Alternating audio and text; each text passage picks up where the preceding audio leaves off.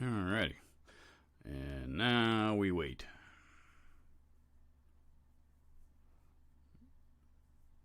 Oops. Got to put my jar in.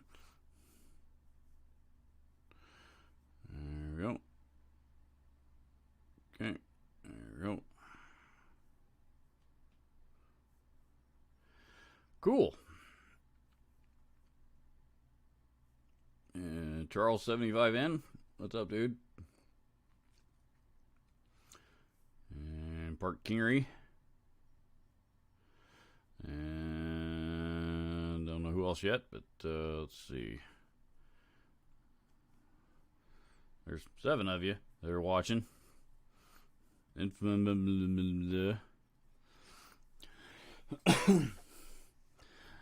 a slight latency in my audio here, and I haven't figured that out yet. So, if you notice notice the audio is like a fraction of a second behind, behind my video.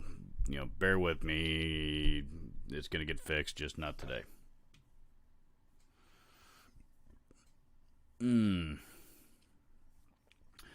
Let's see. Texas Bootlicker Kenny Bongo says, "What you got to say?" So I don't know. It depends on what you guys have to say.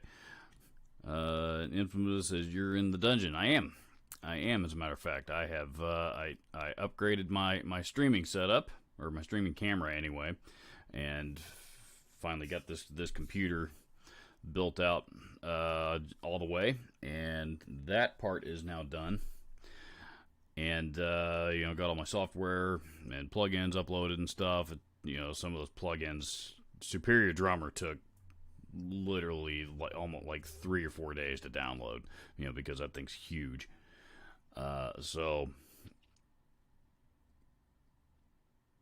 we let's see.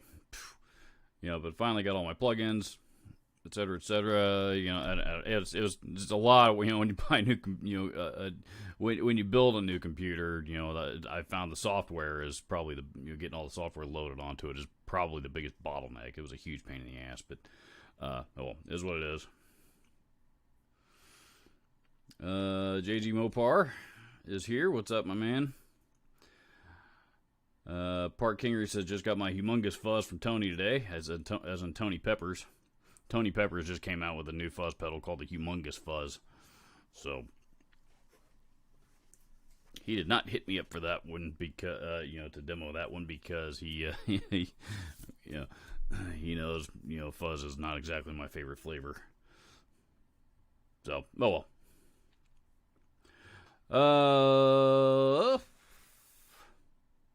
So yeah.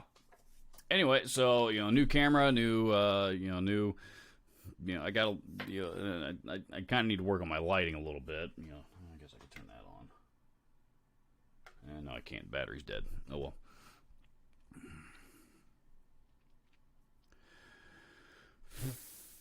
JD Mopar says, "I remember my new computer. Frustrating getting things to work right. Everything's working okay. Well, actually, when we first got it built, and I am going to put up a video about it that the documents, because we documented the actual building of it.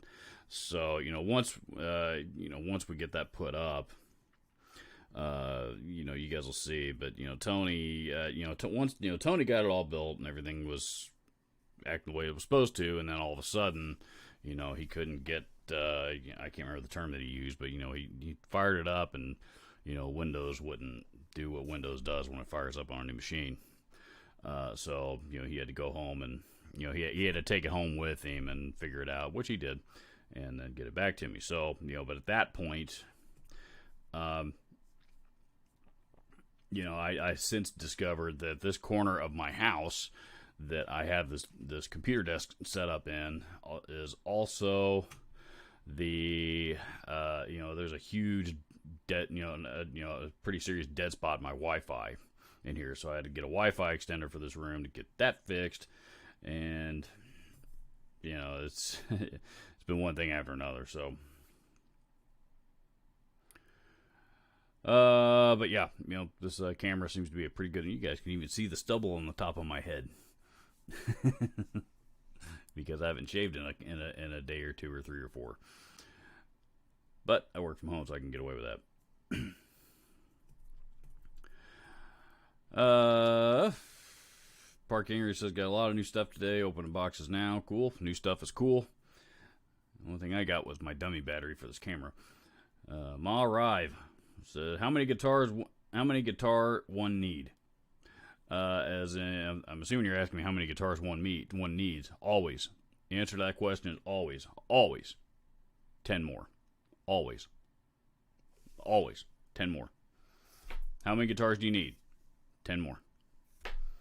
Just got a new guitar yesterday. How many more guitars do you need? 10 more. Math. So, and JG Mopar is hitting up the PayPal account. Thank you very much, sir. I appreciate it. He can, basically, for those of you that don't know what I'm talking about, there's a link down in the description of this video, and pretty much every one of my videos, my PayPal account. So if you want to support the channel, you can do so. And if he likes to shoot it straight to my PayPal account because by doing that, it bypasses the middleman, and YouTube obviously doesn't take a cut out of that. But if you would rather go the YouTube route, which I'm grateful for any of it, there's a little dollar sign icon down there at the bottom of the chat, I believe, or I'm not sure where it is on your screens, but on mine it's at the bottom of the chat. You can do so that way, and you can also click on the link at the very top of the chat for the Teespring shop. And last but not least, there's also a link in the description to my Patreon account if you would like to become a patron of this channel. So there is my plug for support.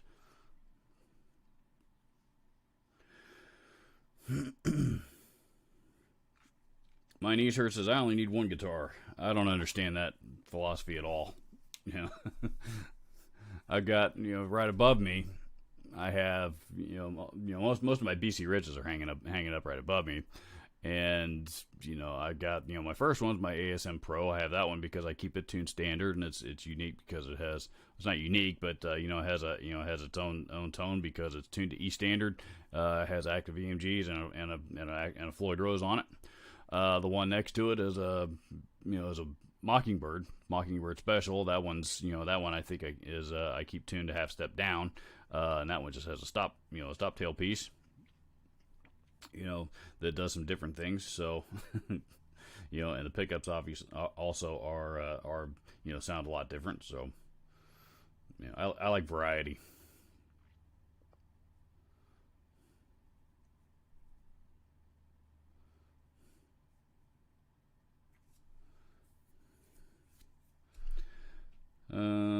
Dakota S says half tube and Les Paul and Jaguar.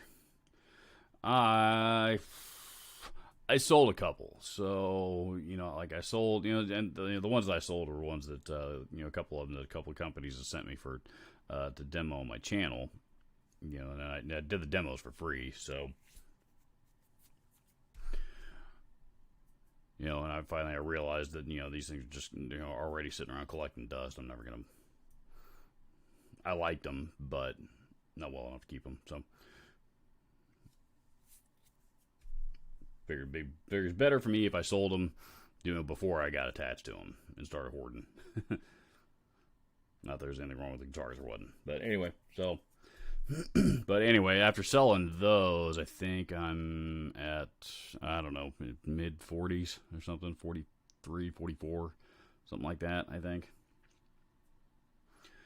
My knees hurt says, what amp is that behind you? Assuming you're talking about the Marshall, that's my beloved JCM 900 dual reverb.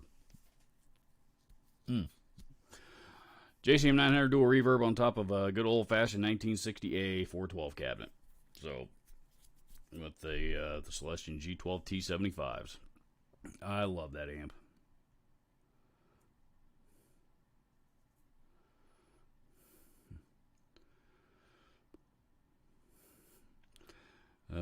Park Kingery says headphones and power strip for NAMM, String Joy, strings for the guitars for NAMM. If you guys don't know who Park is, he is the Park owns and is the man behind Park's Custom Pedals, who I've demoed several pedals on this channel for. Anyway, Park is expanding his enterprise and is attending Summer NAMM this year as a vendor. So that's what he's getting ready for. So if you guys are going to Summer NAMM in Nashville this year, make sure and stop by the Park's Custom Pedals booth.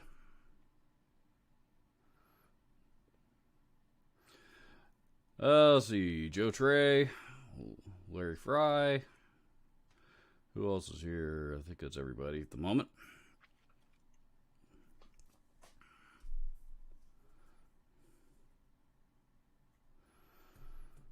My knee shirt says I have a $300 Hammer Slammer, plays great, sounds fine to me, never goes out of tune. Those old Hammer Slammers, man, they're not worth a whole lot, but I gotta give them credit, man. Those things are actually pretty well made. So they, they're like you said, they're never gonna be collector's items or anything, but but they, when it comes to playing and staying in tune, setting up, and all that stuff, they do exactly what they're supposed to do.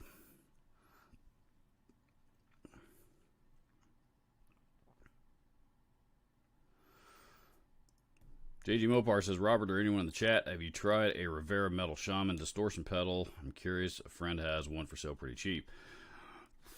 I have not. I've not played any Rivera pedals, to be honest with you. I mean, their amps are fantastic. Frank Rivera is a genius. I think his name's Frank. If I'm wrong, I'm sure somebody will correct me. Anyway, yeah, that dude, he seems to know what he's doing. I wouldn't be afraid to buy any of his pedals, even without hearing them first. But I personally do not have any experience with that one.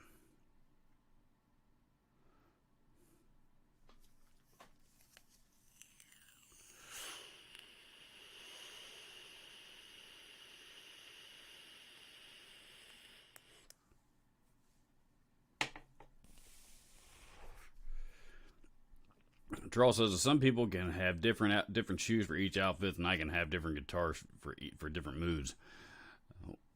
I don't necessarily, well, I guess sometimes I do just pick up a guitar depending on what mood I'm in. But I have different guitars set for different applications.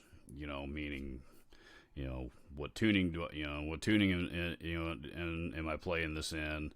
Do I need do I need a tremolo? Can I get away without it? Single coils, humbuckers, that kind of stuff. That's generally, what determines which guitar I grab. For me. Like I said, sometimes it's just the mood. Sometimes I just grab this Explorer because I feel like playing it. But...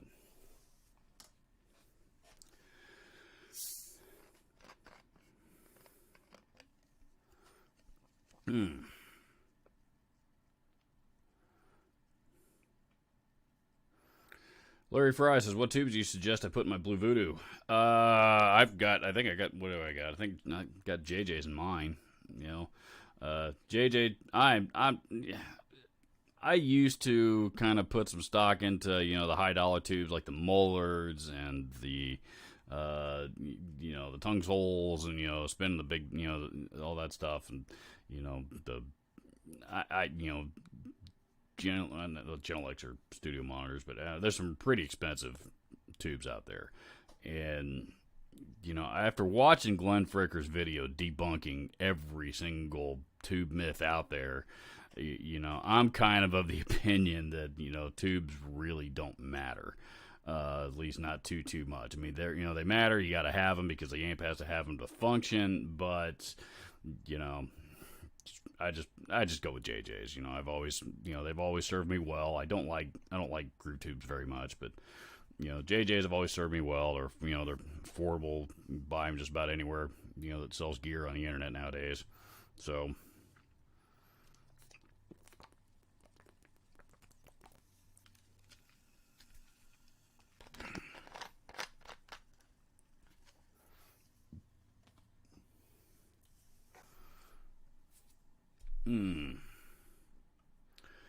My niece here says, have you been watching the Anthrax mini documentary on YouTube? No, actually, I didn't even know about it.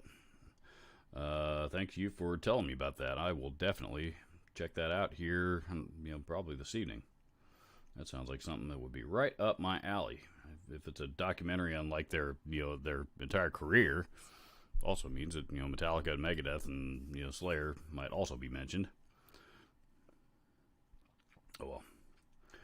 Crossroads Crawfords, Brian Crawford, what's up, man?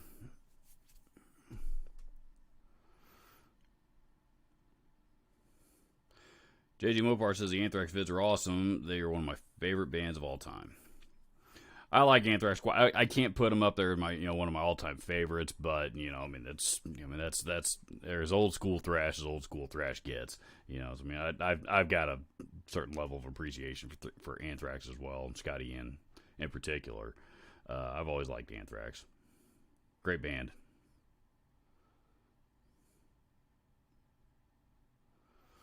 Christopher Morrow says, hey, Robert, I'll catch up on a replay. My 5-year-old is having a recital today. Have a good show. Catch you on the flip side. Cool, man. Hope your daughter has a good recital.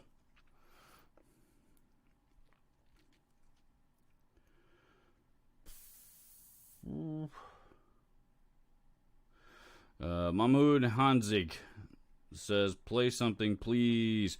I don't have audio streaming set up on this computer. And, matter of fact, I need to look into how to do that. So, these, the live streams on this channel are always, really more kind of Q&A sessions, just hanging out with you guys and talking about gear. I don't do too much guitar playing, on my live streams.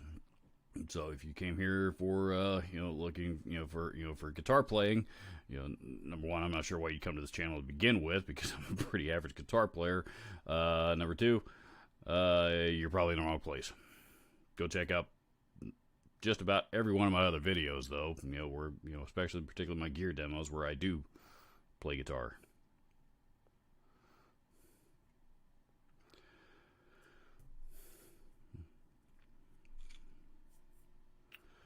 Let's see. Crossroads Crawford's Frankie in my top 5 bassists. Talking about Frankie. What's his name? Frankie Benali, I think. Have you guys seen the behind the music on Anthrax? The whole thing. It seems like the whole thing is about how pissed off that dude is all the time. He's just a angry dude, man, and has no problem admitting it. Great bass player, but he's just a really seems to be just a really high strung cat, man. At least Frank. That's right, Frank Bello. I'm thinking Charlie. I think it's Charlie Benatti, the drummer, and I think those two are related somehow, or are they? In-laws or brothers-in-law or cousins or something like that, but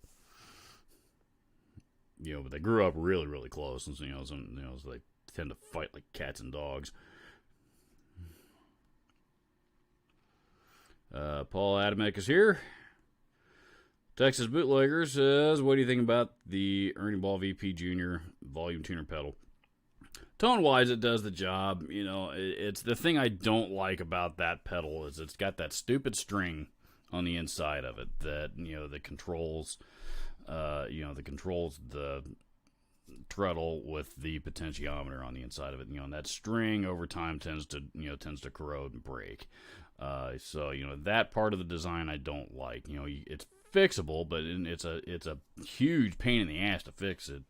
Number one. Especially if you've never, if you don't know what you're doing, and I don't like replacing $100 volume pedal over a piece of string. So they do break. So that's the only thing about those that I don't like. But everything else about them is okay. Volume pedal, I think two of my favorite volume pedals are the Morley. The Morley Little Alligator, Steve Vai Little Alligator volume pedal. That's a great volume pedal. I've had one of those for years, actually. And the Dunlop volume pedal. And now they have a miniature version of that one, but that thing is built like a freaking tank. So for volume pedals, that's the direction I would go. Yeah, Scott Manning's here. Says, hey, Robert, Anthrax vids are awesome. Love Anthrax, Bellow, Madonna, your cousins. Thank you for clearing that up, sir. I knew there was something. I knew they were related somehow, but are they both still in the band? I assume they are. I mean, I don't know. I mean, I guess the core of that band is has always been Scott Ian, of course, but I think it's just lead guitar players, and they've got a small variety of lead singers that they like to rotate in and out with, Joey Belladonna and John Bush being, I guess, the two main. I think it seems like they've had somebody else in there one time, but lead guitar players is what they kind of seem to rifle through, which I can't figure out why they can't hang on to a lead guitar player, but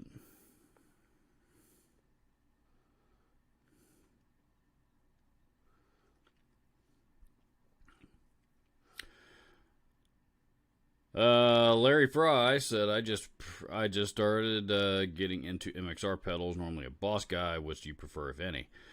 I don't know. I mean, I suppose it kind of depends on the what type of effect you're talking about more than anything. I don't. I love Boss pedals. I always have. If I were going to pick a brand, that's probably what it would be. That's the one it would be. But I don't. And while I'm familiar with most of them, if you just want a good solid flanger, I mean, it's tough to go wrong with a BF3. If you want a good solid overdrive, it's tough to go wrong with an SD1. For simple stuff. But I don't know that I've ever, if I were actually buying pedals to build a pedal board, I would buy an MXR M95 because it's a great phaser. I would buy a Boss DD8 because it's a great compact delay.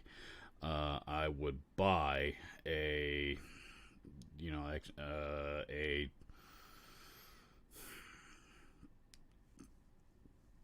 TC Electronic for and I'm not sure I would buy this, but just as an example, a TC Electronic Hall of Fame reverb for a reverb, just because it's a great, I would focus more on the, for that purpose, focus more on the quality of the effect itself, more so than the name that's on it. So I love Boss pedals. I love all. I love MXR pedals too. And TC Electronic and Electro-Harmonix. I love all those companies. But the truth is, some of those companies' products, they each do something better. Something a little bit better than the others in a lot of different aspects.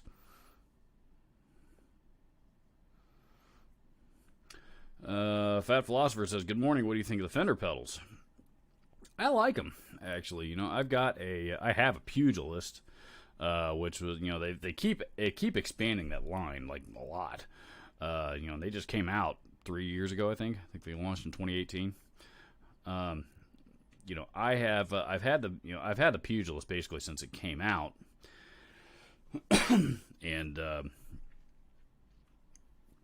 they are, pardon me. I always liked it. I've done 2 videos on that pedal, and both times I had a hell of a time getting a good sound out of it on a recording. But just plugging it straight into the amp, in the room here, I think it actually sounds great. It's not the highest gain distortion pedal in the world, but but it's a good sounding pedal. Some of the others, there's, I think, the mirror image, whatever, I think is what they call the delay, or I don't remember. Some of those, and I think they've since fixed those when they came out with other, later models. But like the original delay, I thought should have had a tap tempo on it. The original reverb, seemed like it was missing something. But overall, they were designed to be $100, $200 pedals, compete really with the boutique pedal market. I thought they did that pretty well. There were some, they all seem to have something kind of unique about them that you didn't see in other pedals. of the same type. So, yeah, no, I like them.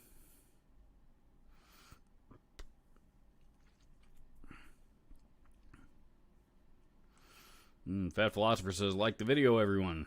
Yes, please, like the video. Please like the video. Scott Manning says, any advice on entry-level switchers for my pedal board? Depending on how many pedals you got, the switchers. I hate switchers, man. They're so freaking expensive. Depending on on how many pedals that you have. The Boss switchers actually are pretty good, like the ES5 and the ES8, I think. And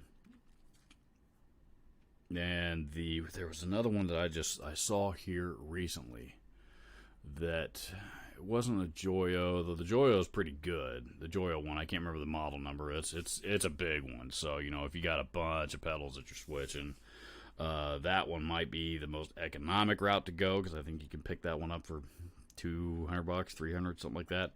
But there's another one that's about, that's kind of in that same ballpark.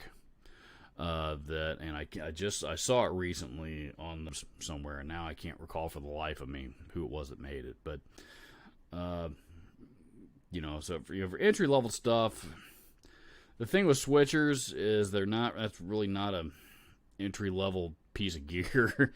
In your defense, obviously you were far from an entry level player, so you can figure it out. But somebody, a young kid building his first pedal board, for the first time, just getting into pedals, I don't recommend them. There's so much signal routing and stuff that goes into them, and run this cable here, sync it up with MIDI there, and they're a pain in the ass. So they're great once you got them up and running. They're really, really handy for that. But building them, unless you enjoy that sort of thing, and I'd rather just strap everything down and run cables and go. So but for price wise, I would probably check out the Joyo one, and maybe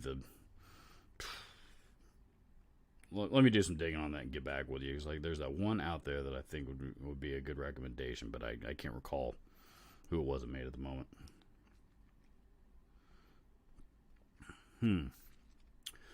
So I just want to be able to switch on a delay or delays, and maybe an overdrive on for solos, maybe a compressor, change the amp channel for clean sounds with 1 foot stomp without falling while singing.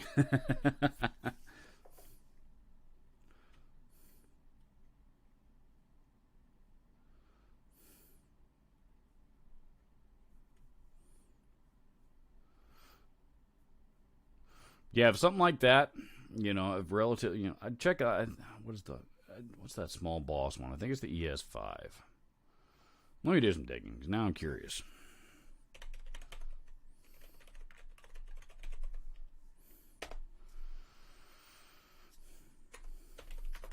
Boss ES5. Pardon me. And Boss just increased all their prices a little bit, but then again, so did everybody else. For $411.99. There it is. Acoustic is the brand that made it. That's the one I was thinking of. I knew I saw one here recently. Let me show you guys what I'm looking at. No, damn, I can't. I don't have this one set up for that yet. Let's see. I'll tell you what, I'll post the link. How about that? This one's $150. 6-switch. It's called the Acoustic LS6 Loop Switcher. It's not for guitarists, bassists, or anyone who needs to organize and switch the pedal effects, etc., etc. Yada yada. It does basically what it's supposed to do. 36 programmable effect patches, which ought to be enough for just about anybody, I would think.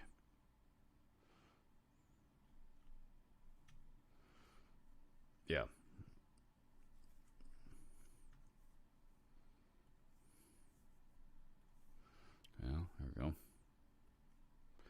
All right, so I'm posting the link in the chat there for everybody if you want to go check it out. But that one, for affordability, that may be, that might be the cheapest option out there. And I like the acoustic brand. I've had good luck with it. That's what this amp, this bass amp that I've had forever now is an acoustic. I've got two of their acoustic guitar amps. I've had good luck with them. So, best amps in the world? No, but for the money, get the job done. Yeah.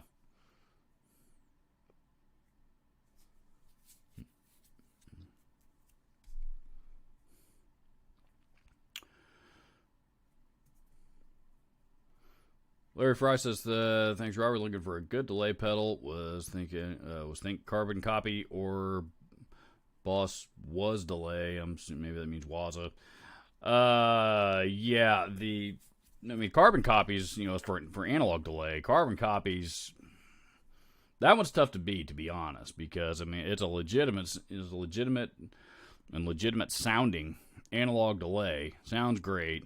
Well made, and and unlike most other analog delays, it is really quiet.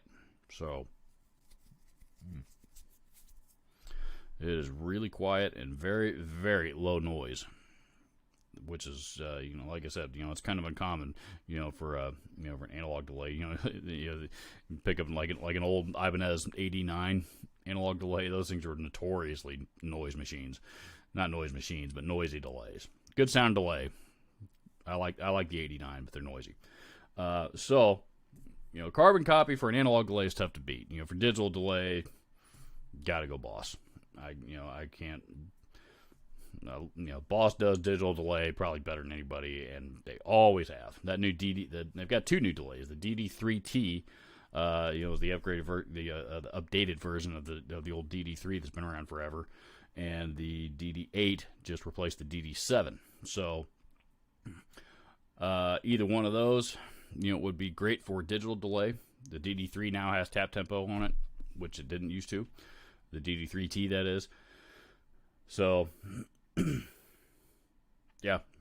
Or, if you want to get all of that stuff all in one box, my favorite delay is the Boss DD200. That thing does it all. That thing's kick ass.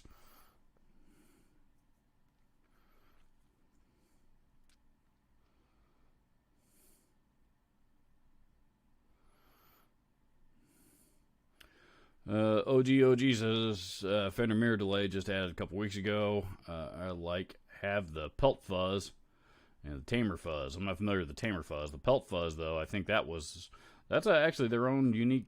That's their own original design fuzz circuit, which is kind of cool. Not too many people are really coming out with their own original fuzz circuits these days. Usually it's a Big Muff circuit, or it's a flanger or a fuzz face circuit, or tone bender circuit, or something like based off one of the big well known ones. So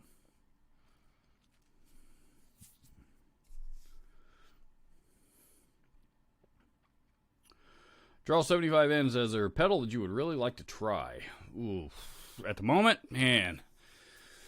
You kind of got to catch me in the mood, when you ask me that question, because, it kind of depends on, if I'm, what kind of mode I'm in, if I'm surfing or something like that, So, is there a pedal that I really want to try? Off the top of my head, the more pedals that I amass, the harder it is to impress me, to be honest. There's, I got some of them that and I love it. I love just about all the pedals that I own, and I would really probably take quite a bit for me to be disappointed in any pedal, but as far as anything out there that I just really want to try at the moment, let's see. Actually, yeah, the Wampler just came out with one. What do they call it? What do they call it? It's a combination of the Tumnus and their Pinnacle Deluxe. They claim that they improved both of them. The Pinnacle Deluxe is one of the best Marshall in a box distortions that I think I've ever heard. So I really like that pedal, and Tumnus is a great clone style clone. So.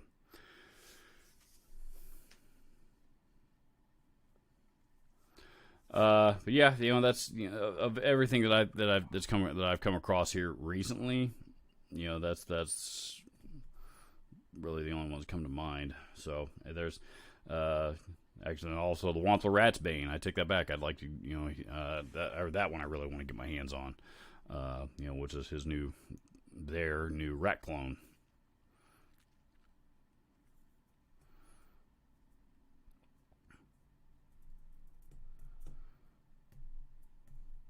And I suppose there's a couple of newer boss pedals, like the OC5 and stuff like that I'd like to try just because they're boss. So.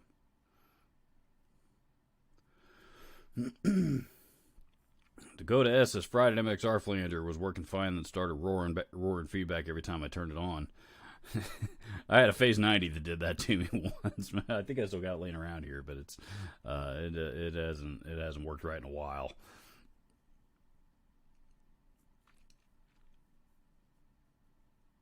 Trent Sony says, nice amp stack, happy to see you. It's been a while. I've been here every week. Just about, anyway. I'm just teasing you. I know you're talking about you, so. But yeah, no, welcome back, man. Yeah, I upgraded my streaming camera and a few other things, and can now host live streams from back here in my guitar room with all my gear around me, which is you guys have been telling me that you prefer watch my videos when I'm recording them back here, so that's what I'm doing. Sold my old Nikon camera to pay for this one. I haven't been using that Nikon in a while.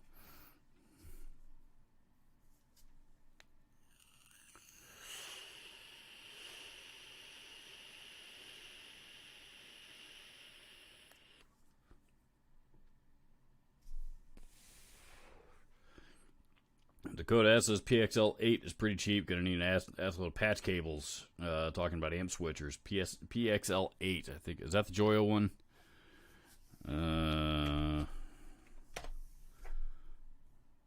Yeah, that's the Joyo one. So, what are those things new? It's like used. They run about 150, 160 bucks. And that's on Reverb. Everybody on Reverb thinks their shit is gold because it's there. So new, that's probably. Well, here, let's go to Amazon.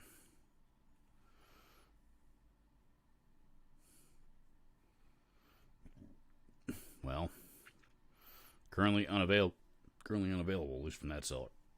Pardon me. I think that's the one that was like $199.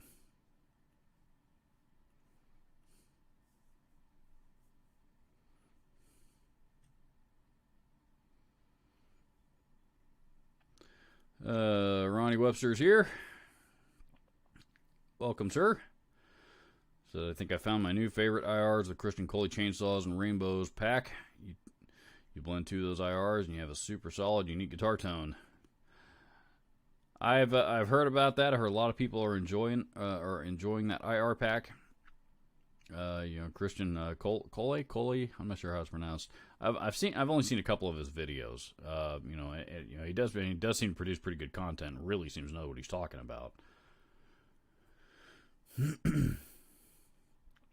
But one of the videos I saw, he was pretty much trashing the G12T, the Celestion G12T 75s, and that's a speaker I happen to actually really like. So.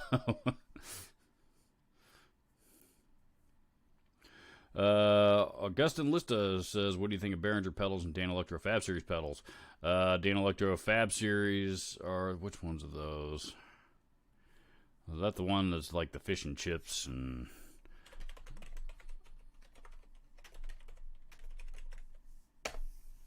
Or is that? Or those are? Yeah, those are the really cheap ones. Yeah, those I don't like.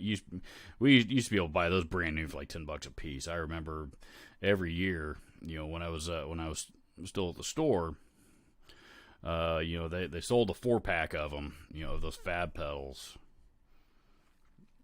and a 4-pack of them for the holiday season, for like $40. So, there's I suppose they sounded okay, in the right rig, once they're dialed in properly.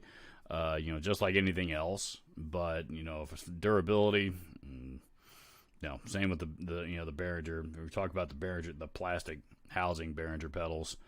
Great sound. They tone wise, their tone wise is there, but those are really, really flimsy. There's a reason why they're only $25. So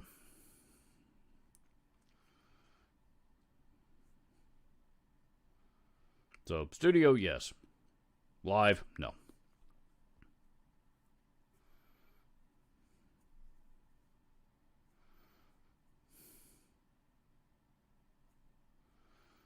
Fat Philosopher says, you love all pedals, even the Metal Zone. I love the Metal Zone. I have always loved the Metal Zone.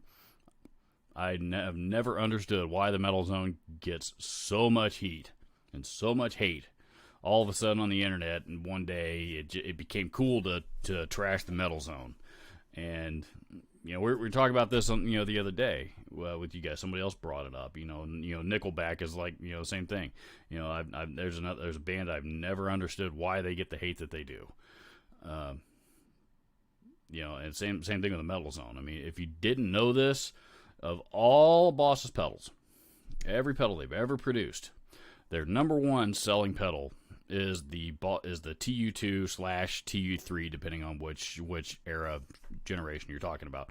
But the combination of all the TU pedals, the TU2 and the TU3, is Boss's number one all-time selling pedal.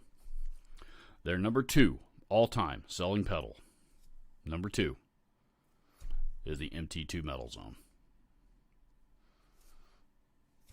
I think they're doing something right. And the other thing about the Metal Zone is, you got, when it came out, it had that, it had a really, really wide-ranging EQ, which made it really, really versatile. The problem is you had all the bedroom players that crank the lows, crank the highs, and dump the mids, and and there's your famous scooped-out heavy metal tone that teenagers, a lot of them do because they don't know any better. That's how I ran mine for a long time. So, until I actually learned the importance of mid-range frequencies.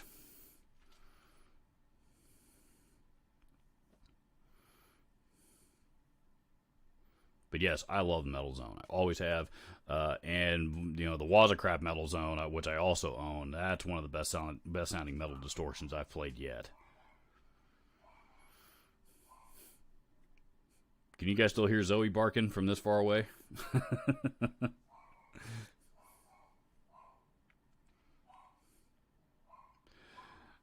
Hey, Picker's Grip is here.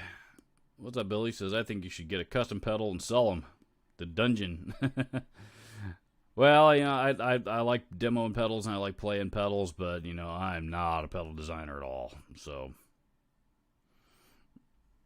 somebody else would have to design it and build it and all that stuff and, just slap my name on it for me. Zoe. Zoe, come here.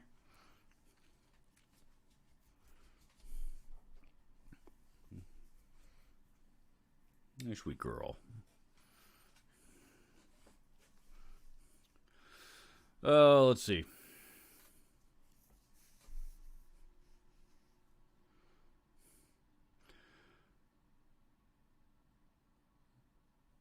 Texas Bootlegger says, I like my Rat's Bane. So he's got one already. That's cool. I've heard a few demos of them. Andy Ferris demoed one on his channel. And, that dude loves Rat pedals. So, I gotta go with his opinion. He seemed to really, really enjoy it.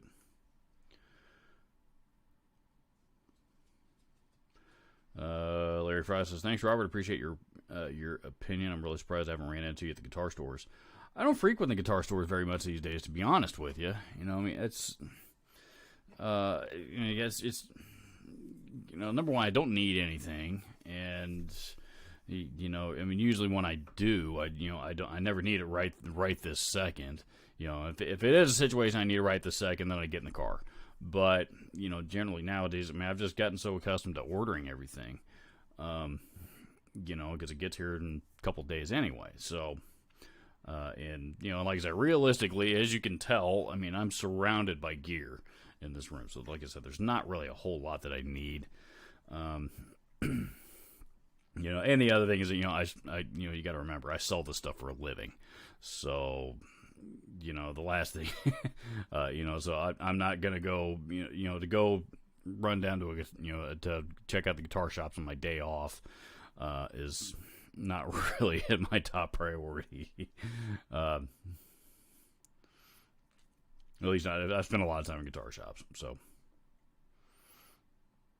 But I do go. Like I had to run down to Guitar Center a couple weeks ago, and so it was good to pop in and see those guys. And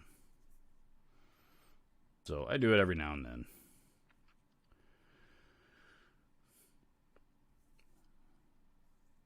George Rodriguez says, "What do you think about Jimmy Page Sundragon signature amps going for thousands of dollars, basically overpriced Fender Deluxe?" I'm going to be honest with you, man. This is the first time I've heard it. I've heard of them. Jimmy Page Sundragon amps.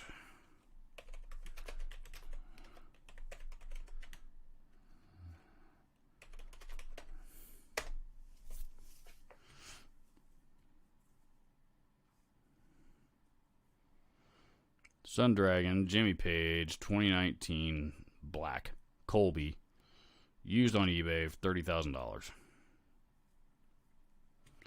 And there's even a website, Sundragon, with Jimmy Page right there on the front of it. And they took a picture of it with it sitting there with his telly, not his, actually that's not even his telly. That's that new one that Fender just came out with not that long ago. Sundragon is a result of a collaboration between Jimmy Page, Perry Margouleff, and Mitch Colby.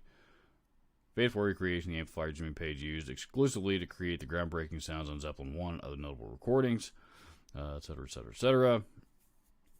Looks like a Supro thing.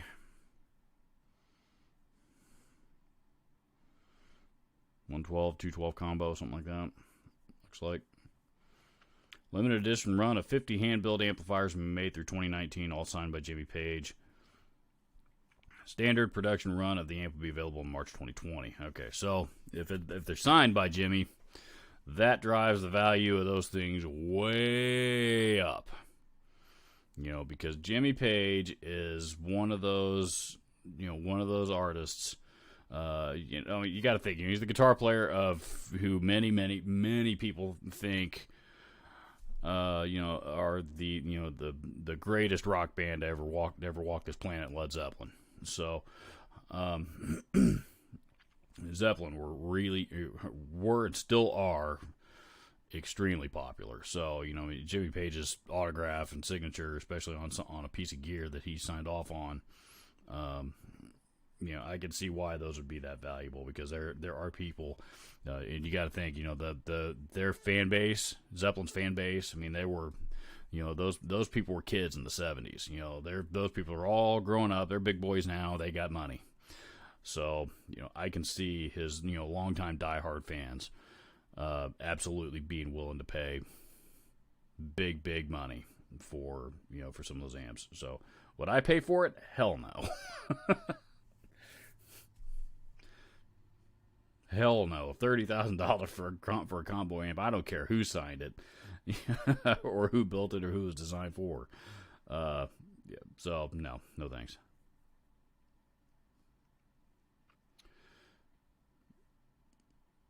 Ian Nunez says camera battery fully charged ? Well, no, I'm actually running it off of AC power. To be honest, the image is still there. As far as I can still see it anyway. So.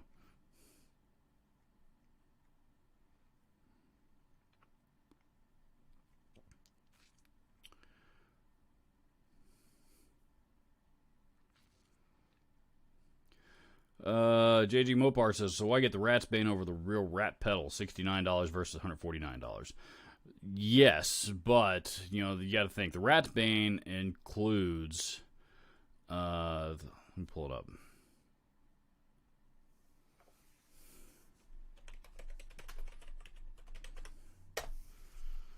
The Ratsbane also encompasses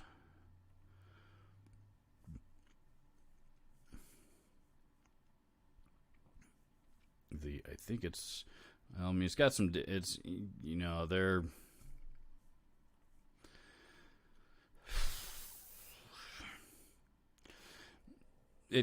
I know he didn't design it this way, because Brian Wampler's not real big on just cloning other, cloning other pedals out there and switching out a couple things and then calling it unique. That's not really his, not really his style. So to put his own twist on it, he included, there's a filter switch on there and there's a couple of different gain stages. So I'm sorry, the voicing switch. So there's 3 different voicings, and a couple different gain stages. If memory serves, like I said, I haven't seen. It's been a few weeks since I've seen the video, but so you can think of it as like really buying like 3 different Rat pedals, and one like the Fat Rat and the something else for $150. And getting all of those things in one compact pedal. But if it's just a regular, good old-fashioned Rat 2, the standard Rat distortion pedal sound that you want, yeah, absolutely. Spend $69 and get the new one.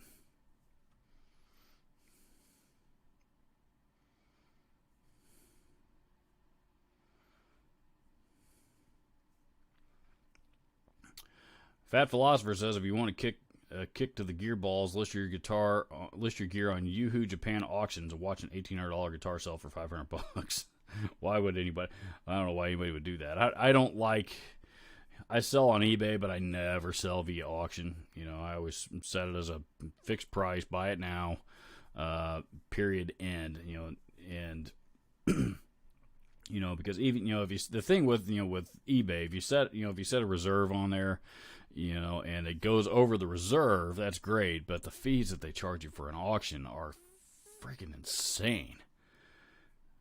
I don't understand the logic behind it, but eBay's a huge company and they seem to have got that figured out. Ronnie Webster says, I don't get the G1275 hate, especially being that he's very much a death metal producer, and that speaker for a long time was a standard death metal just before the Vintage 30 was unavoidable. That's true. I don't know when the death metal crowd started gravitating towards the Vintage 30, but but you're right. Prior to that, they they all wanted good old fashioned run of the mill Marshall cabs.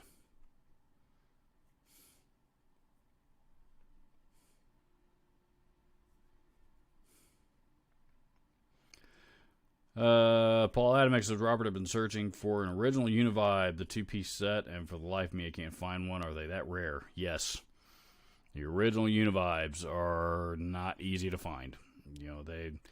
I haven't seen one in a long time. I know they do pop up on occasion, like rare occasions. Very rare. And so, depending on, you need... be ready to pay for it if one comes up. So, because if one does come up, they're not cheap. I haven't looked to see what they, what they're selling for here these days. But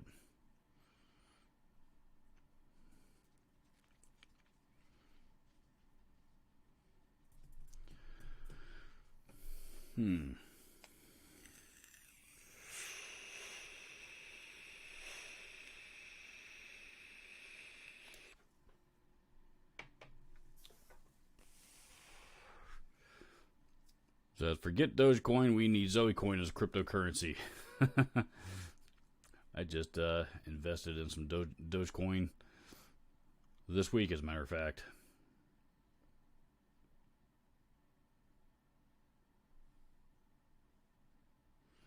Park Kingery says, I think that was a hint. I don't know if, I don't know what you're referring to, but is that JCM 800 or 900 behind you? That's a 900 dual reverb, 100 watt. One of the first year they were made, 1990.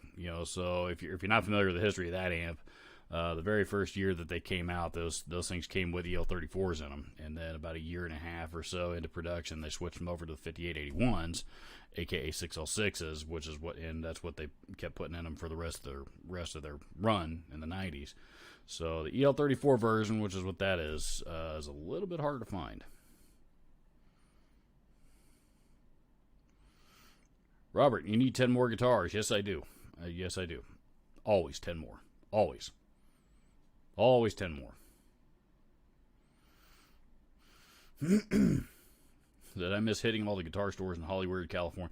I've always wanted to go to LA just to check out the shops, man. Even the Hollywood Guitar Center, and I haven't. Last time I was in LA, I think I was 5, because my uncle lived there at the time, and I remember I have like flashes of memory of going to the beach, on a trip there with my mom, and my sister must have been there too, and we were out there visiting my uncle, her brother, and that's all I remember. It was so long ago. That was the last time I was in California.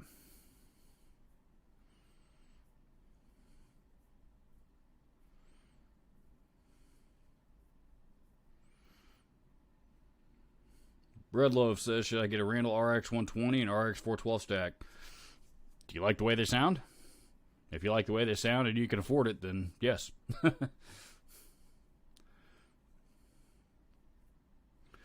Larry Fry says, Rob Chapman recently switched amps from Victory to Bad Cat. Is Bad Cat a good boutique amp? They're not as boutique as they used to be. Bad Cat make great amps.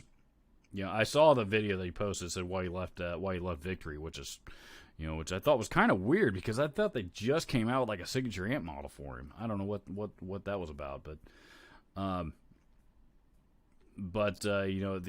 far as Bad Cat amps go, yeah, they're great amps. One of the loudest amps I ever heard was a Bad Cat Hot Cat 100. That thing was insanely loud.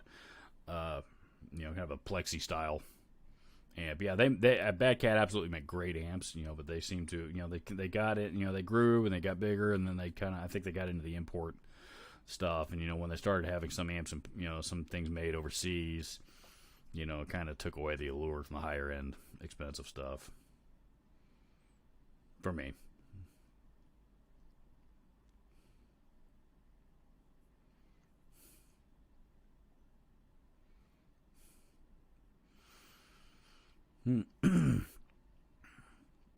Dawn R says, closest thing I found to a Rat pedal is Dan Electro Fab Metal.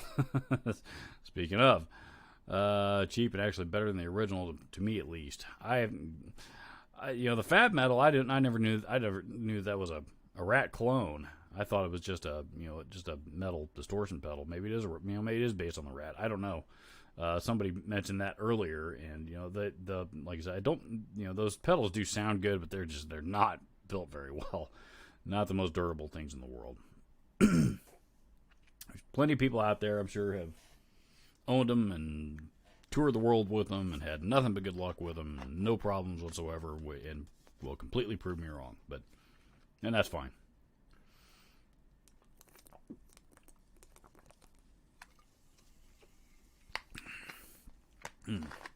Wampler Gearbox, that's it. That's what it was called. Yes, the Wampler Gearbox. Supposed to be an improvement over both the Tumnus and the Pinnacle V2.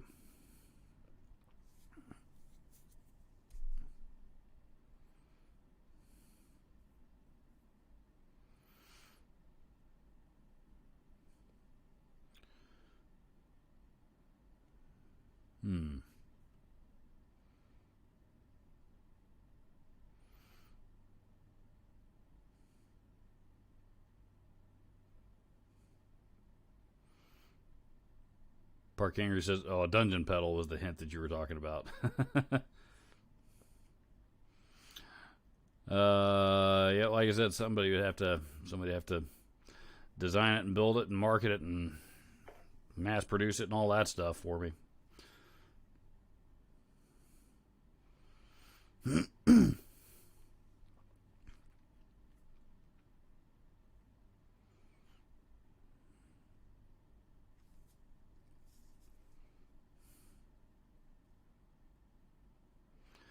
Let's see. Stay Curious says, I live in the suburb of LA. The Mesa Boogie store is actually really small and parking is kind of limited. I'm surprised that they actually did. I mean, do they sell direct to the public? Is it? I don't know. I don't know. I've never been there. I guess I've never heard much about it. To be honest, most Mesa Boogie's, the vast majority of their sales comes from their dealers. So,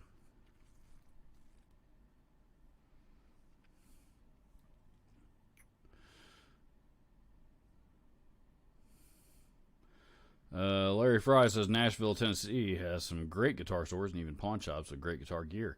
There's actually, they're out there. I mean, there's a lot of great shops out there. I mean, Cincinnati's about 100 miles from me, so I have loaded up with a buddy of mine. We've driven over there. Driven over there together just to go check out the guitar shops. There's a couple. One in particular. There's a really cool shop over in Cincinnati called Mike's Music, and it's you walk in, it looks kind of like a little hole in the wall place, and then you see a flight of stairs.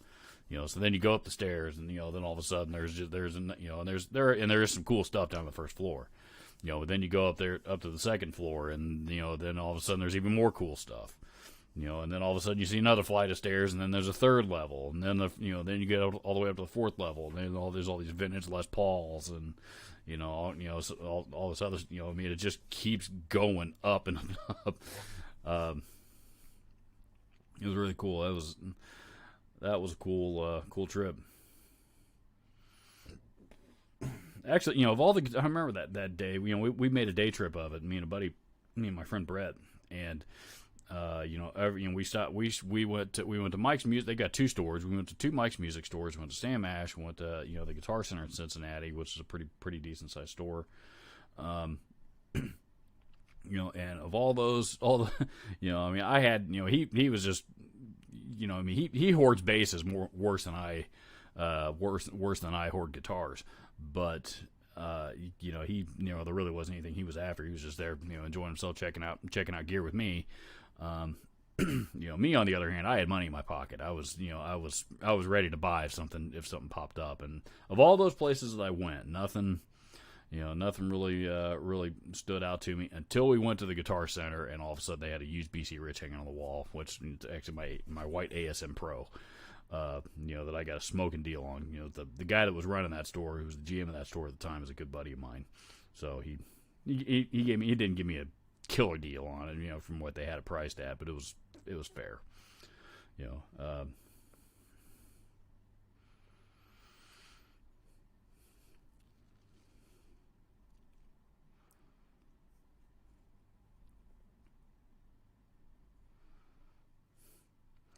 Let's see. Timothy Plonk is here. Says, I'm late, but glad I'm here. We're glad you're here too, Timothy.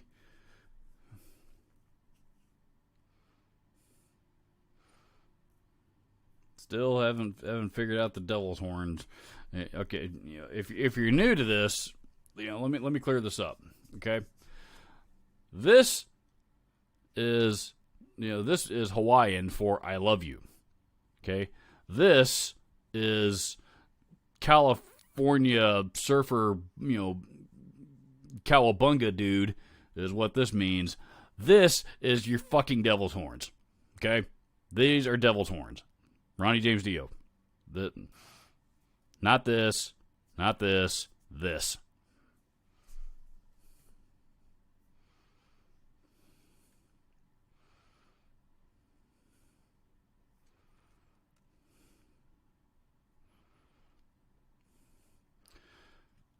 Sebastian Chong says, I won't be able to try guitars at the store due to the latest restrictions.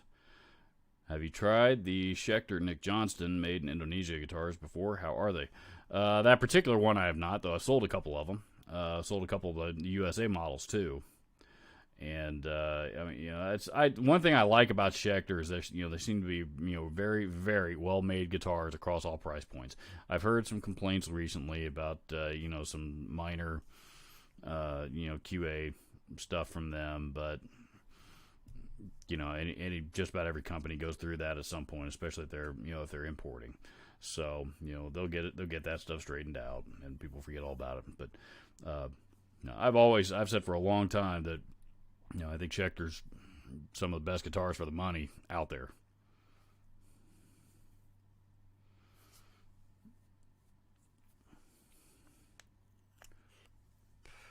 Matter of fact, when I was, I was looking for myself for, for a, a Strat style guitar, 3 single coils, and I ultimately ended up going with the Chapman. But I was honestly there for a while. I was back and forth between that one and one of the import Nick Johnston models. Like I said, ultimately I decided to go with the Chapman. Because I had honestly, just because I had liked my Chapman baritone guitar so well.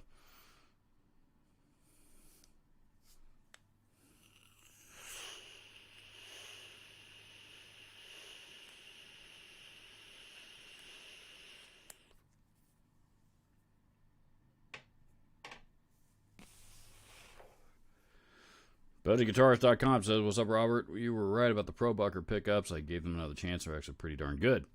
I'm glad you enjoy them.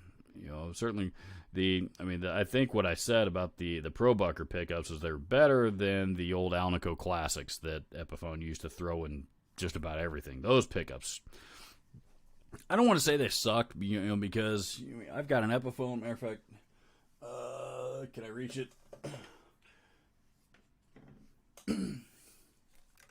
I've had this guitar. When did I buy this thing? 2007, I think. Or no, it might have even been earlier than that. 05? I don't know. I've had this guitar a long time. And that's the pickups that are in here, the Alnico Classics. And in this guitar, they sound pretty good.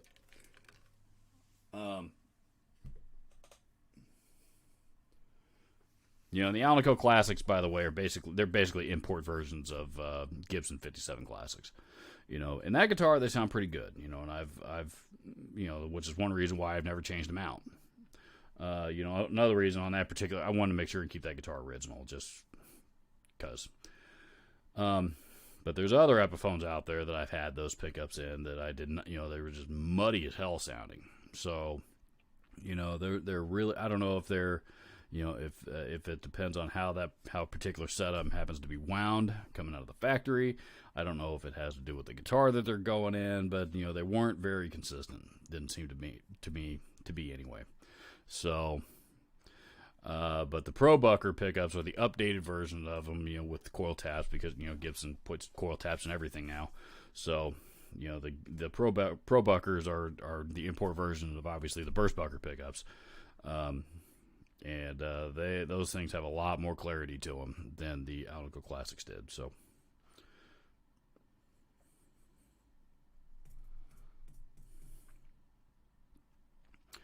Stay Curious says, "I've never had the chance to explore Nashville, but I'm sure I would love it." I haven't either, and I kind of, my wife and I have talked about taking a day trip, or a weekend trip down there and doing that for quite some time. We've just never gotten around to doing it.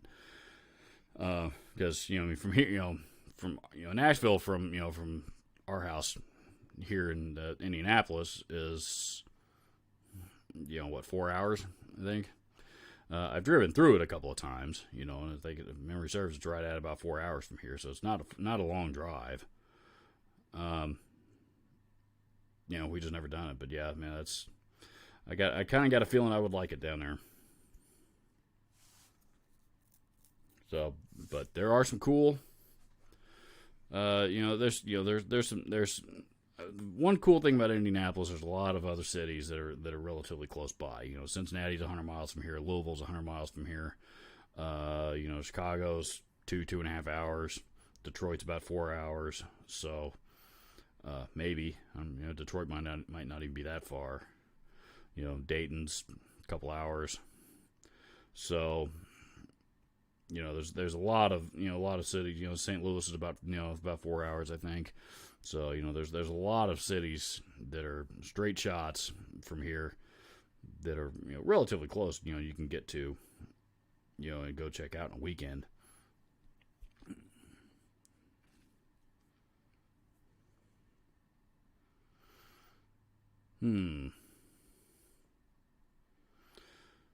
Sebastian Chong says, "Hey, Park, thanks for the comment. I was told by someone I might as well get a Fender Strat for that money instead of Schecter Nick Johnston."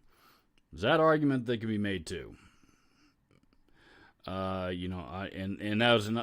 was one thing that I kicked around. Because I was not opposed to, when I was looking for that kind of guitar, I was not opposed to getting a Fender. I was not opposed to a Fender Strat. I kind of like the Player series, but for me, because I can't divulge this information, but this was a again, doing what I do for a living, I get to buy this stuff at employee cost, and so I mean the prices that that I was looking at obviously were differed a little bit, as far as which one was also going to be the best deal for me.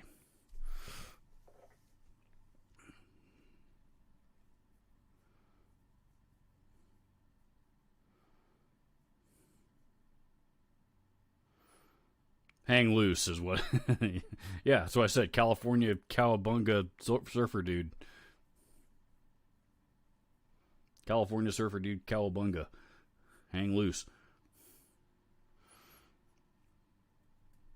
JD Moore, Jimmy Superfly Snuka. Yes, he did the with the thumb. Which he was Samoan. He's from that part of the world.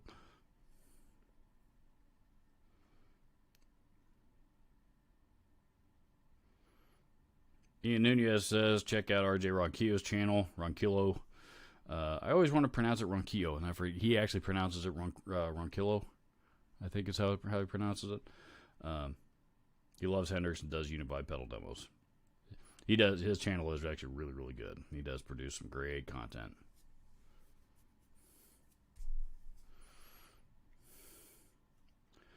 Fat Philosopher says 4 a.m. here. Good night. Oh, you dick. Who the hell? Who's Rob?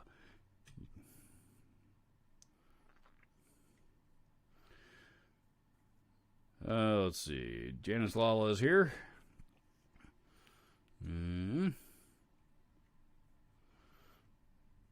Park Kingery says the Pro Buckers, my DC and my double cut, my SG Pro sound great. Yes, Park just got a Epiphone double cut.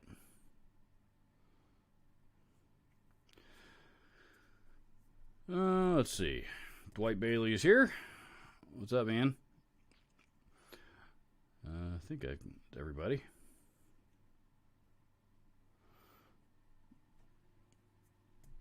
Don R says lots of variation pickups.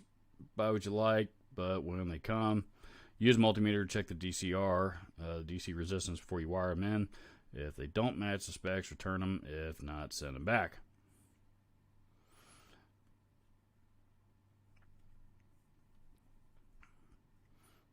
Yeah, there's, I guess realistically, no two pickups will sound the same, even with the mass-produced stuff. And I think I've even heard Seymour Duncan himself say that. But like with Seymour Duncan's up, generally speaking, you know what you're getting.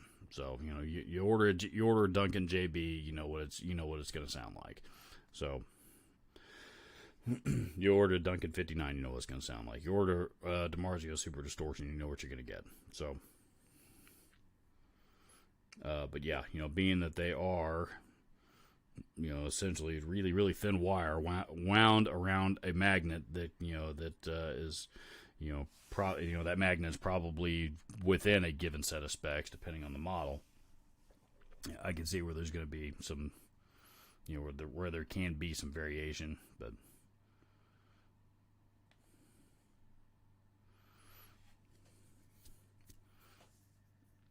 Yeah, I was talking to Voodoo Custom Pickups a couple of months ago, and he said he was going to send me a couple of them to demo, and they've unfortunately have never materialized. So I don't know if he forgot about me or what, but.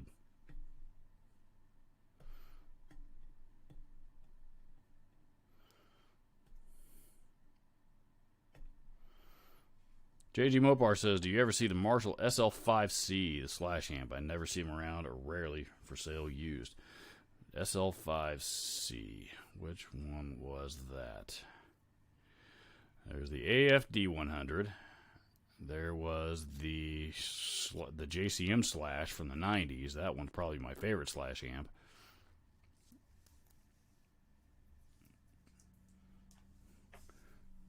SL5C. I know I'm going to kick myself as soon as I see it.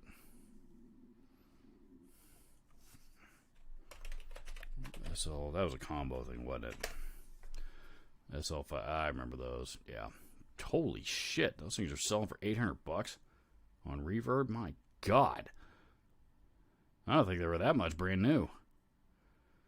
Yeah, so, Slash Fanatics must have hoarded them then in that case.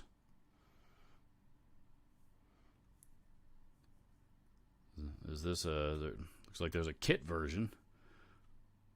Well, never mind. That's my mistake. That's an old Amazon listing. I remember those. Yeah, I remember we sold a couple of those at the store when they came out. Those came out the same time as the AFD 100s. They weren't as limited as the AFDs, but they came out right around the same time. So, yeah, but you're right. I haven't seen a used one in quite some time. So, the Slash Fanatics. Sometimes that happens, man. Because I think those things were made in the UK too. So, British made amp with Slash's name on it. That's relatively affordable at the time that it was out. What were those things? How much did they sell for? $800 or something, I think, when they were new. $799, $899, something like that. So, yeah, I'll bet you that's what happens. Somebody's hoarding them, waiting for Slash to die so they can put them up for sale on eBay and make a gazillion dollars on them.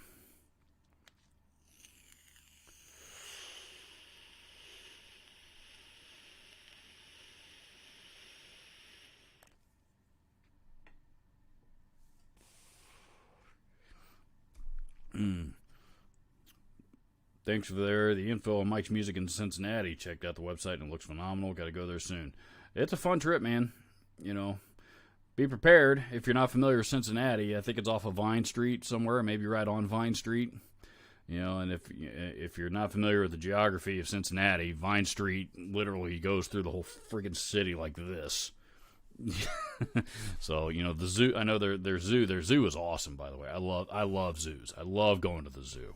My wife and I had a membership here to the Indianapolis Zoo for several years, and we went, it seemed like we went every weekend or every other weekend for I don't know how long. But I really, really love going to the zoo, especially going to the zoo in other cities. And the zoo in Cincinnati is awesome. That's a great zoo. It's a big zoo too. It's huge. But it was on Vine Street, and it took us, because it's on Vine Street, it took us forever to figure out where the fuck we were supposed to go to park and where the fuck the entrance was, and, which is pretty much the case with everything else on Vine Street. So, I think Mike's Music is off of Vine Street. So if you go there, be prepared to drive around confused for a while.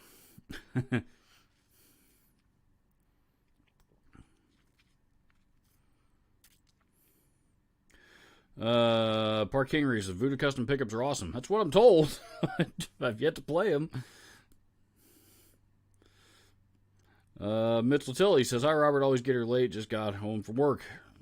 Welcome to you. It sounds like I don't know what time it is where you are in your part of the world, but I don't know if you have to work on working Saturdays is regular for you, but I actually got a bit of a late start today too. I mean, you guys know I generally try to get these, to do these live streams start them around 1:00 Eastern time, my time, and that doesn't always seem to happen. Today it was, today I sat down and OBS decided it wanted to log in, decided it wanted to install a huge update right at that particular point in time that took forever to download and install. So I'm blaming OBS today.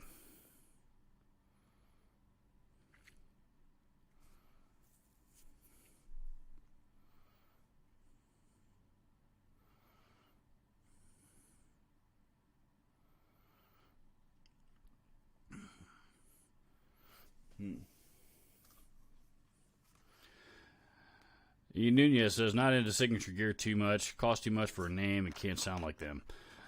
It depends. I'm kind of back and forth with it. I mean, I own several signature guitars.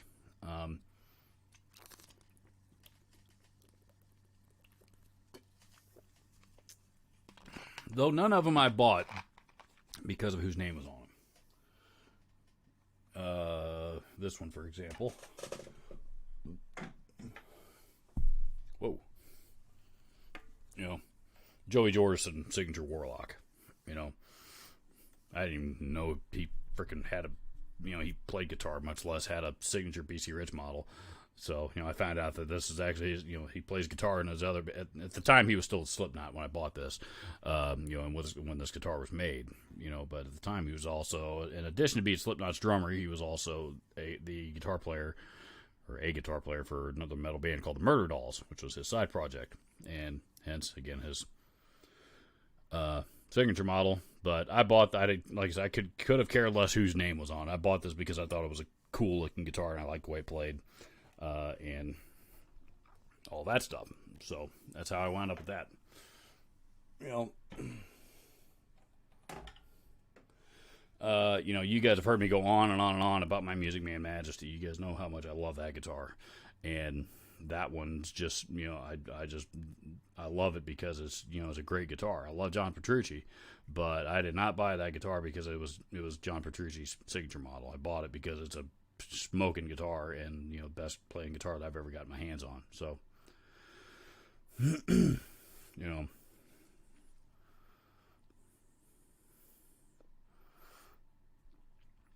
so yeah, but I kind of get both. I get both sides of the argument of the signature gear argument. There are a lot of people, and that's the reason why why artists get gear endorsements, and companies create, they design signature gear for those artists. It's marketing, it's sales. So, and there are people out there that will buy a Slash signature Les Paul just because it's got Slash's name on it, just because of the Slash provenance. There are people out there that will buy an Yngwie Malmsteen Strat just because they love Yngwie Malmsteen. And pick an artist with a piece of signature gear, and that's going to be true for somebody out there. You generally don't get a signature piece of gear if you don't have a large fan base that the company who's building it thinks they can sell it and market it and sell it to.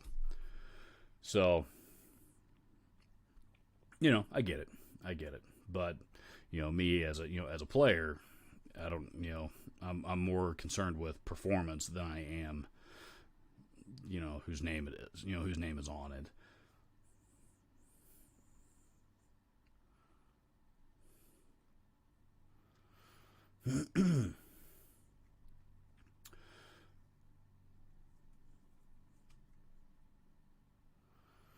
JG Mopar says, I went back and forth with the guy from Voodoo Pickups wanting to order some, but never figured out how to order some. Not an easy task, it seems. That I don't know. I mean, it wasn't an order that I placed. He wanted me to demo a couple of his pickups for him, and which I told him I would do. And you guys have, several of you guys have mentioned, keep mentioning that brand to me. Check out Voodoo Pickups. You got to check out Voodoo Pickups. You got to demo some of their pickups on your channel. You got to, so. And he actually reached out to me, so. I don't know. I imagine. I mean, that's a part-time gig for him. His company started actually. When he got, when quarantine started last year. All of a sudden, he couldn't go to work and, had a bunch of time on his hands. So he started building pickups and, next thing he had a couple different models and sold them. People really, really liked them. And, next thing you know, he's launching a company that he's running part-time. So, I'm sure, more than anything, I'm sure it's got to do with, it's probably time for him, which is okay. I get that. I get that a lot, actually. So yeah, I mean, I don't want to sound like I'm talking bad about the dude, because I'm not. I know he's got a lot on his plate, but let's see. Ian Nunez says, "Gotta go get some Mexican food." I'm jealous. I love Mexican food. See you guys later. Enjoy, dude. I don't know where you're going, but I wish I were going with you. Thunder Falcon says, when you get a Les Paul Custom, how do you think it will stack up against the Majesty? What are your expectations for the Les Paul Custom? Uh, yeah, honest, I don't expect to. I mean, I'm sure I will. You know, when if and when the day comes, and I'm gonna be honest with you guys. I've had a few, a few medical bills that have piled up on me here recently that I was not expecting. Um, but if and when the day comes, I expect to love it just because it's the Les Paul custom I've always wanted. I know it's not going to play and perform. It's not going to be nearly as versatile as my Majesty. So, I'm sure that, I don't know, man. I guess I can't say for sure until the day actually gets here, but I don't know. Yeah, I don't know. Kind of bummed about it at the moment, to be honest. So, let's see.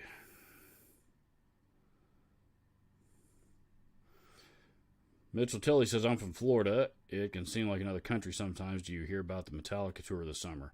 I haven't heard about the tour, but I've heard that I think they're doing, I think they're headlining a festival or something somewhere. It's like a one show, I don't know, like a one show, one or two show gig or something like that. I did see that they announced that. Um, I don't know. I didn't know that they were going out on tour this year.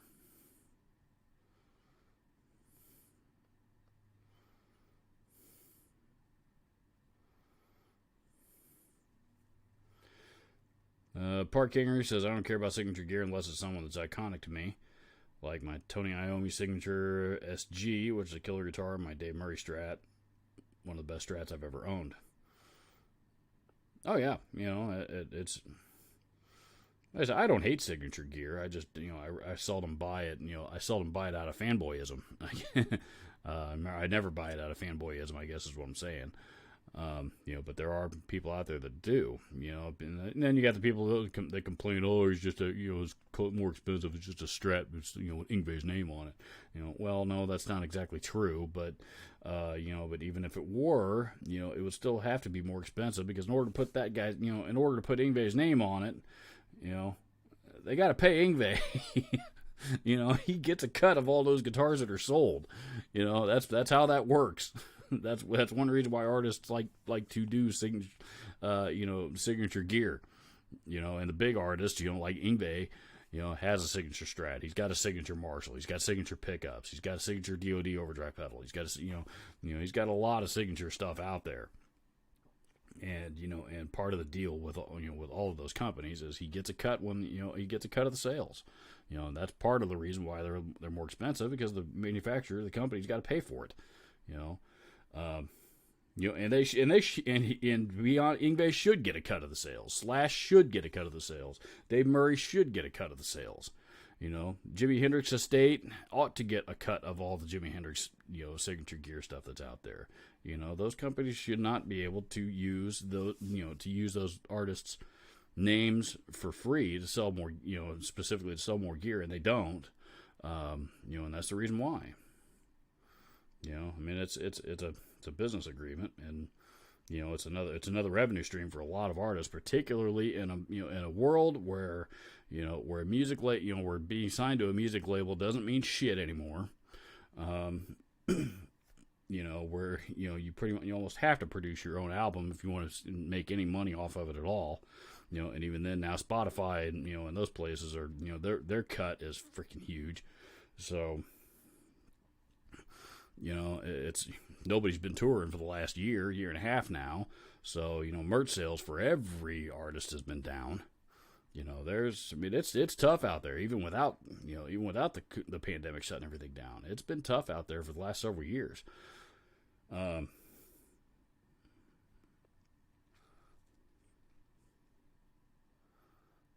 One way that all of the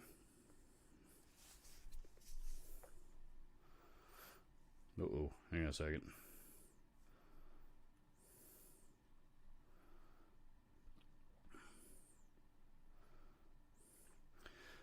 One way that some of those artists are making up for I mean, that, it was like, I was reading an interview with Misha Mansour, a year or so ago, and the Serenity Guitars. I'll explain why I deleted your comment here in just a second. I was reading an interview with him, and basically, he was saying, when Periphery goes out on tour, they break even. There's no money to be made.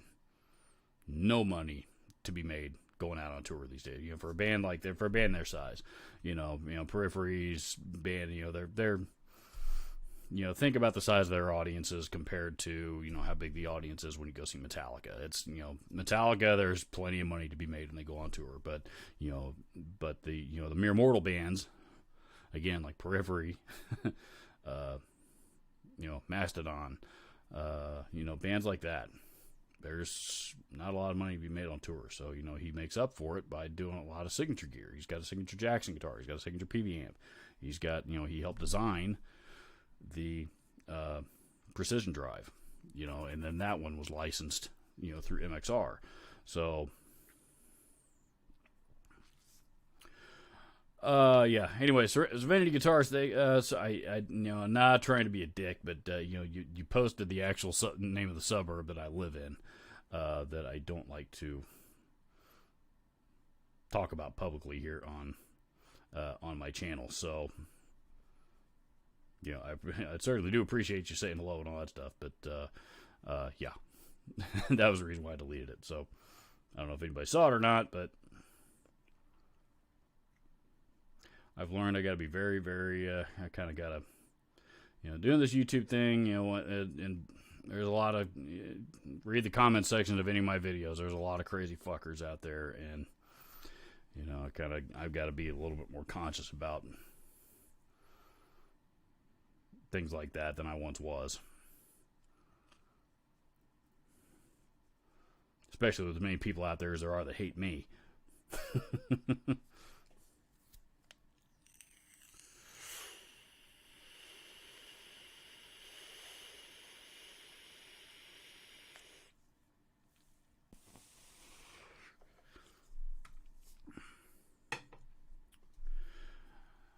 Stay Curious says, I know Friedman amps are $100 now. Shortages of parts and rising costs are making amps more expensive. Yep, computer chip shortage, transistor shortage. If you guys don't know this, I think it's called the AKM factory over in China or Korea or something. All of the amp companies, all of the pedal companies, all of the synthesizer companies, interfaces, rack mount, studio gear, live sound equipment, a lot of stuff in our industry, all is built from parts made in the AKM factory. And I think it was last November, that factory burned to the ground and put a huge bottleneck on production for a lot of other companies. I think they're still not back up and running yet. So I mean, 2020 was a rough year in a lot of ways, not just the pandemic. Though that was obviously the biggest part of it, but there's been some other things that have slowed down production for a lot of companies and raised prices. Like you said, Friedman amps have gone up. Boss raised prices on, they didn't, they raised theirs by like 2 or 3% or something. I mean, it was, theirs was a pretty nominal, pretty nominal raise. Price increase wasn't that much, but who knows? Maybe maybe once everything settles, all evens out, levels out, and settles back down, maybe everything will be, everything will prices will come back down. But I'm sure corporate greed is going to take over at some point.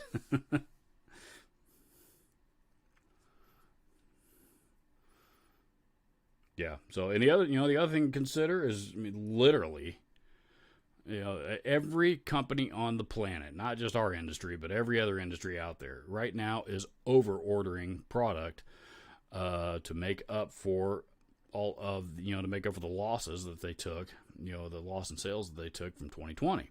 So right now everybody's over ordering on everything. Because of that, the ports are freaking loaded. Here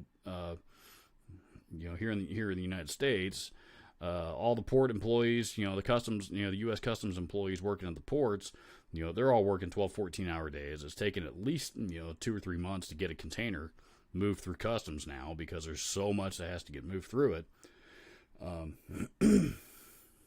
It's a bottleneck. So.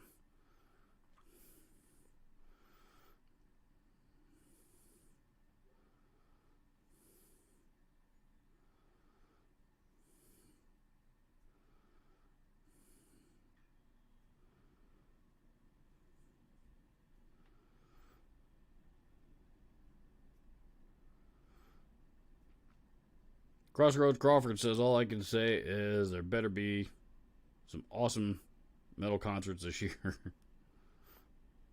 Yeah, I hope so too, man. I really do.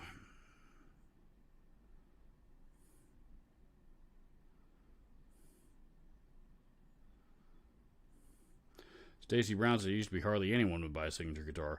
I don't know, man. I don't recall those days.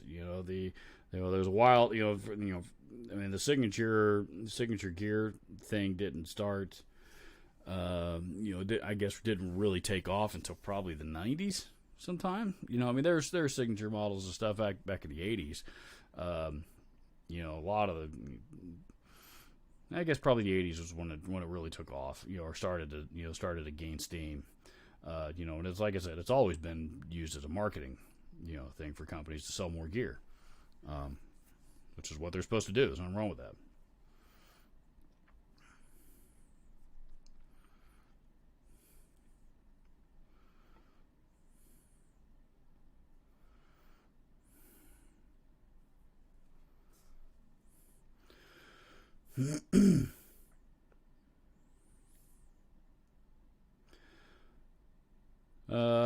Paul Adamek says, no real big Marshall amps and cabinets aren't in my local GC in Michigan. A lot of these amps are on back order.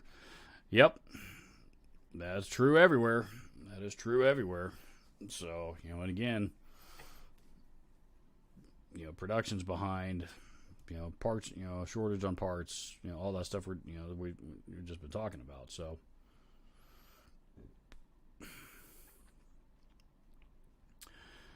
Rich says, hi Robert, how you doing, my good man? Hi all. Hello Rich, welcome to you. Jeff Seven is here as well. Says Metallica doing 5 different festivals this year, 1 Columbus, 1 Louisville, and don't know where the others are. Good. Yeah, so I thought it was a few, I thought it was festivals they were doing. I know it's, they don't have a new album that they're releasing. Usually when they go out on tour, they're usually touring behind a new album.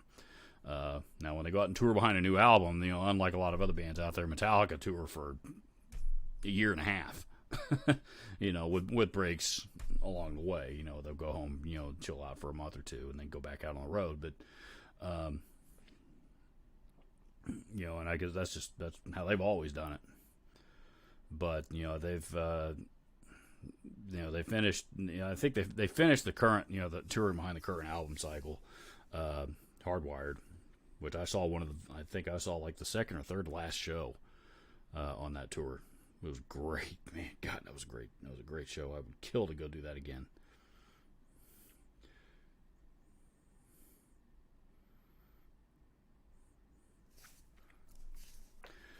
Let's see. Alrighty. Well, fellas, I'm going to go get to it. It's a beautiful day out there. Well, okay, I guess it's starting to become a little more overcast now than it was, but still a beautiful day out there, and I want to go cook some food on the grill and do some relaxing and all that stuff. So, yeah, those of you, thanks for coming to hang out with me here for a little bit today, and enjoying me playing with my new camera. This thing's pretty cool. I like this camera. So, yeah, keep an eye out for the new video tomorrow, and adios. Everybody have a great weekend.